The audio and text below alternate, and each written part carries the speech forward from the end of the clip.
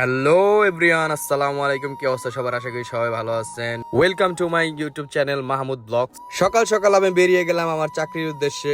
আমি যেহেতু সকাল সকাল বের হয়েছি তাই অটো পাওয়া খুবই টাফ হয়ে যাচ্ছিল, কোনো অটোই পাচ্ছিলাম না।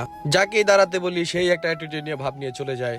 অবশেষে অনেকক্ষণ অপেক্ষা করার পর একটি অটো পাই, তারপর এটাকে সিগন্যাল দিয়ে দাঁড়া করে আমি এটাতে উঠে পড়ি।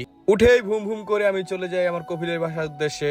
অনেকেই হয়তো বলতে পারেন কফিল আবার কি? কফিল মানে হচ্ছে মালিক। আমার বসকে আমি কফিল বলেই ডাকি। কফিল বললে একটা বিদেশি বিদেশি ভাব আসে আর কি। তো কফিলের বাসা যাওয়ার আগে আমি বাস স্ট্যান্ড নেমে পড়ি, কারণ বাস স্ট্যান্ড নেমে আমি আবার চা খাবো। চা না খেলে আমার মাথা মাথা কাজ করে না, আমার মাথা মাথা খালি ঘুরপাক খায়, আমার মাথা খালি ঘুরে। বাস স্ট্যান্ড নেমে চলে আসি ছোট ভাই মারুফের দোকানে। মারুফ আবার কড়া করে রং চা বানাতে পারে, রং চাটা খুবই ভালো লাগে। চার অর্ডার দেওয়ার সাথে সাথে দেখি মারুফ কাপ নিয়ে রেডি হয়ে যায়, নানান ধরনের ময় মশলা দিয়ে আমার চাটা বানানো শুরু করে দেয়। অবশ্যই এত ময় মশলা দেওয়ার কারণে কিন্তু চাটা এত মজার হয়। মারুফের দোকান ছাড়া আমি আবার অন্য কোথাও চা খাই না, মারুফের দোকান ছাড়া আমার অন্য কোনো দোকানে চা ভালো লাগে না। ওর চাই সবসময় বেস্ট এবং বেস্ট এবং বেস্ট। মারুফ চাটা দেওয়ার সময় একটা অন্যরকম একটা স্টাইল করে দেয় আমাকে, বলে ভাই খেয়ে দেখেন, সেই হবে সেই হবে সেই। আমি চাটা খাওয়ার পরে বলে ভাই সেই হয়েছে, তোমার চাটা সেই হয়েছে। আমার মাথা যত ঝঞ্ঝট ছিল সব ছুটে গেছে, কিন্তু আমার মাথা এখন ফ্রি হয়ে গেছে। চা খেয়ে দেখি আমাকে ওস্তাদ ডাকতেছে, পরিচিত ওস্তাদ। ওস্তাদের সাথে চলে আসলাম বাসে। বাসে করে চলে যাবো পুলিশ লাইনের উদ্দেশ্যে, কারণ পুলিশ লাইন নামলে আমার সবচেয়ে সুবিধা হবে, বাসে তাড়াতাড়ি যেতে পারবো। বাস থেকে নেমে আমি কফিলের বাসার সামনে চলে আসি। কফিলের বাসার সামনে এসে আমি কফিলকে কল দেওয়া শুরু করে দেই, কেননা কফিলকে কল দিলে চাবিটা উপর থেকে ফেলে দিবে। কল দেওয়ার সাথে সাথে উপর থেকে কফিল চাবি ফেলা, চাবি নিয়ে চলে যায় গ্যারেজের উদ্দেশ্যে হাঁটতে হাঁটতে।